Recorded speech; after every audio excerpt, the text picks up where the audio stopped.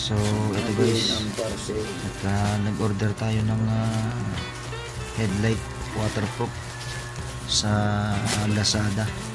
So bali kasi yung mga headlight ko ay medyo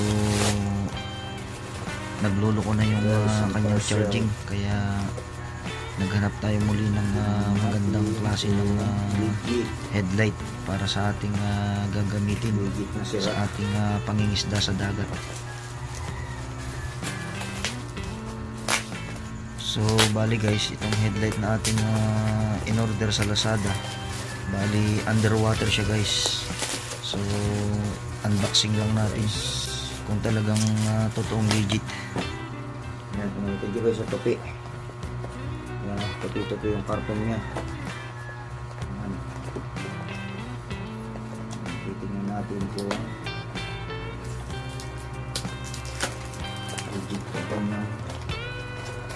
Yan. Yan. So, ito. Meron siyang lalagyan ng triple battery. Tapos may kasama siyang charger. Then ito ang kanyang item. So guys, hindi ko napansin, may battery pala sa loob ng headlight. Naka-indicate na pala dun. Wala siyang kasamang battery.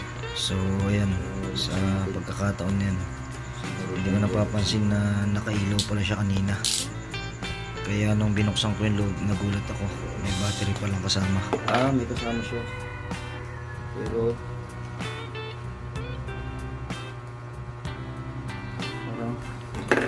parang ayaw gumana. At yun na nga, yung battery naka-indicate dun sa loob ay hindi siya ganun ka original. So bali magaan lang yung battery. So, gumana siya pero mahina. So ayun na nga, yung battery naka-indicate sa kanya ay low bat, kulang siya sa charge. Kaya sinubukan natin siya doon sa battery na original, yung mga battery na ginagamit ko doon sa aking mga headlight. Original price nito bali nasa 500 plus siya. So dahil na-chimpuhan natin siyang naka promo sale and then ginamitan natin ng voucher, so bali nabili lamang natin ito ng 240 kasama na yung kanyang charger at yung battery na local. Kumpara dito sa ating battery na So bali ang kasama nga pala dyan guys sa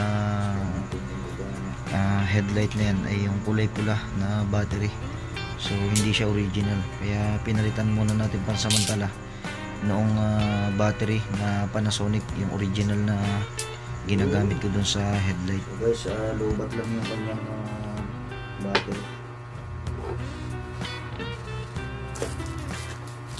So legit guys, napakamura. May kasama siyang charger at battery. Hindi pa natin natitest yung battery kung okay siya.